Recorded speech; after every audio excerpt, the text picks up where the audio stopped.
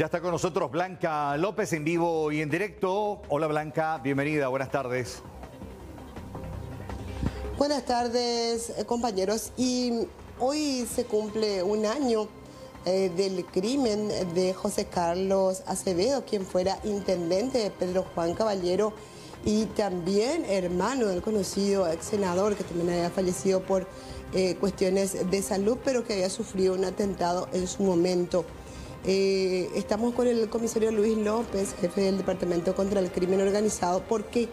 Porque justamente el crimen organizado es el equipo que integraba la investigación de lo que fue este crimen. A él lo esperaron a la salida de la municipalidad. Él paró para hablar con alguien. En ese momento ya los criminales realizaron los disparos. Él permaneció internado varios días y conmocionaba porque poco tiempo atrás también era asesinada la hija del gobernador Acevedo también. Pero sobre este caso, ¿existiría un punto de coincidencia entre el crimen de Ailén y el crimen de José Carlos? ¿Hay personas detenidas en el caso del homicidio del intendente de Pedro Juan Caballero? Asimismo, hasta la fecha tenemos 2 personas detenidas relacionadas en forma directa e indirecta con el homicidio del quien fuera intendente de la ciudad de Pedro Juan Caballero. Estamos hablando del señor Ronnie Ayala, que fue detenido en la ciudad en Itapúa, para ser más específico, en la ciudad de Trinidad, y también Rodney Ariel Rivarola, que fue detenido hace un mes atrás en la ciudad de Santa Rosa de la Guaraga. Dentro de ese contexto, entonces, seguimos con las investigaciones, cooperando con el Ministerio Público, con nuestras agencias, intercambio de informaciones también con nuestros pares del otro lado, que es la Policía Federal y la Policía Civil brasilera. Dentro del contexto estamos siguiendo las investigaciones, la línea de investigación correspondiente a este hecho. ¿Cuál es la participación de Ronnie en el atentado? De hecho, que en cuanto a ambos detenidos tenemos una forma indirecta de la participación de ellos en este caso. Específicamente de Rodney Rivarola, ha tenido la implicancia con él en un hecho anterior en la ciudad de Villarrica. Se lo había vinculado con una tentativa de homicidio utilizando un arma de fuego que fue peritado por nuestros peritos de la Policía Nacional, y entonces la ciencia misma nos indica de que ese arma de fuego ha sido utilizado en 3 episodios. Primero hablamos del 2017, en donde la víctima poseía esa arma de fuego. Se ha realizado el estudio correspondiente posterior al hecho. Entonces en Villarrica nuevamente esa arma fue utilizada. Y por último, en la muerte prácticamente del intendente de Pedro Juan Caballero, el seguimiento de las pistas, los elementos recogidos, las vainas, los plomos. Entonces la ciencia no indica que fue utilizado el mismo arma de fuego. Esa es una línea indirecta en la cual se lo detuvo a este señor Rodney Ariel Rivarola, que también fue plenamente identificado en un hecho anterior en la ciudad de Villarrica. Ahora, hay una persona que aparentemente entra en coincidencia con el homicidio, en donde la hija del gobernador no era el objetivo, sino el conductor. Hay una persona sindicada como en el norte del país ser el facilitador de sicario, alias Aguacate. Ciertamente la línea de investigación nos llevan hacia él. Por eso mismo el año pasado, posterior, nosotros la Policía Nacional, en ese contexto con todos los organismos, hemos hecho el comiso de los bienes correspondientes por el grado de sicariato. Presumimos de que podría tener una participación o sería un intermediario en los hechos, están de ambos, hechos deleznables prácticamente. Entonces dentro de ese proceso seguimos también tratando de ubicar y detener a esta persona para rendir cuenta ante la justicia. Carlos, nos decía el comisario principal Luis López, jefe del Departamento contra el Crimen Organizado, nos explicaba las distintas partes de un hecho de sicariato y para entender un poco también, porque acá tenemos gente vinculada con el arma, con otras situaciones, pero ¿cómo es analizado por crimen organizado un hecho de sicariato? Ciertamente, en el crimen organizado, el hecho de sicariato tiene 4 componentes muy esenciales. Primero tenemos el mandante, que es la persona que tiene la relación directa, o el enfado o el enojo correspondiente con la víctima. En segundo punto tenemos lo que es el intermediario, la persona contratada a elegir quién podría ser el autor material. En tercer elemento es el autor material propiamente dicho, y por último tenemos a la víctima. Ambos extremos tienen una relación muy estrecha. Sería prácticamente el mandante con la víctima. Entonces esos son los elementos de los cuales nosotros estudiamos también las cuestiones que se suscitan entre ellos. En el caso de José Carlos Acevedo, ¿no se tiene aún indicios o no se puede sociabilizar quién podría ser el mandante, quién deseaba o pagó por el crimen de José Carlos? De hecho que la investigación aún sigue en pie, hay elementos, hay hilos, hay informaciones aún sueltas que se manejan tanto en la policía, el Ministerio Público.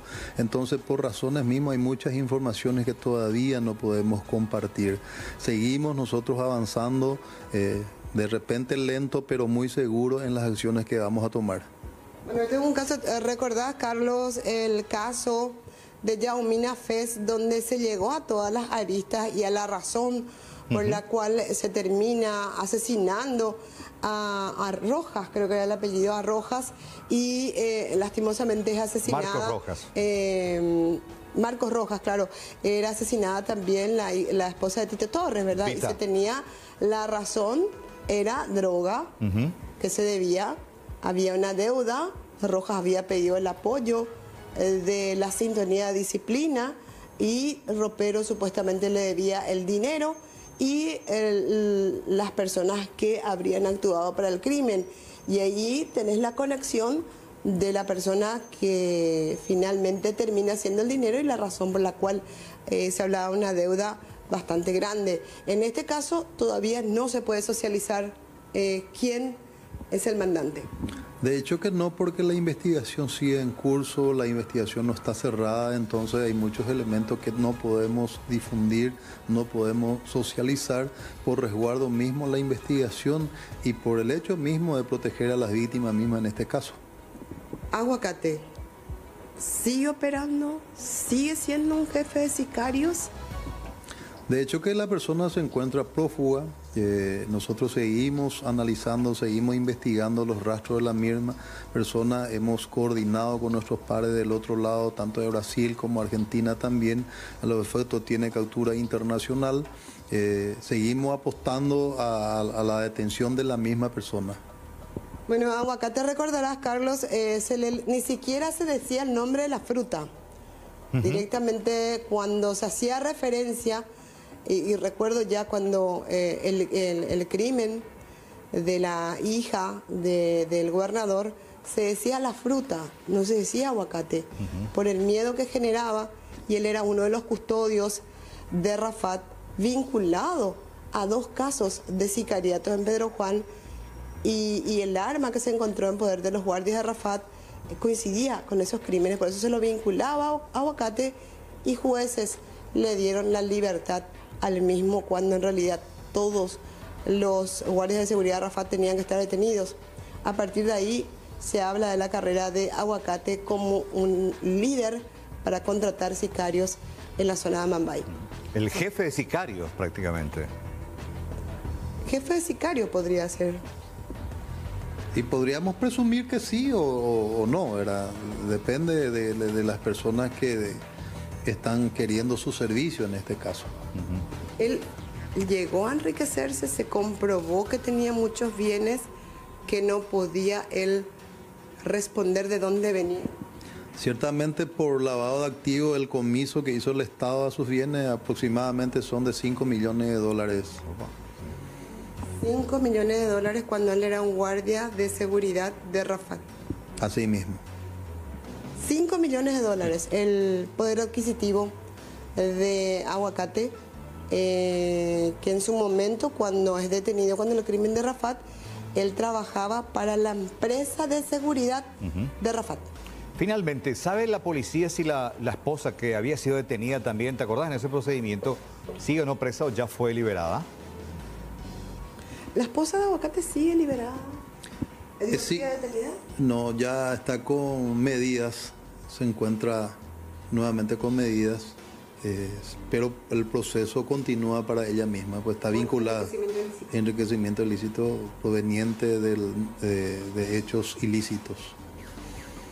Bueno, vamos a ver, tenemos en este caso 2 personas detenidas.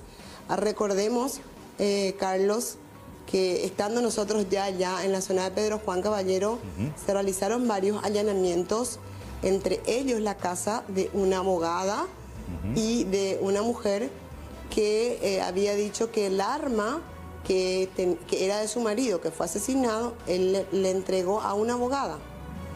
De ahí el hilo a que esta abogada le habría dado a Rodney. Según circunstancias, todavía está en la nebulosa, porque, a ser honesto y sincero, tanto la viuda como la abogada dicen ellos no haber recibido. Sin embargo, hay documentos donde el Ministerio Público entrega dicha arma a la viuda del fallecido en ese tiempo. Y la señora manifiesta que por honorarios había entregado a la abogada. Y aparece Rodney en un caso de homicidio en Guairá. Así mismo. Y esa era el arma que se estaba buscando aquella vez que se hicieron tantos procedimientos y bueno, finalmente hace poco tiempo es detenida esta persona.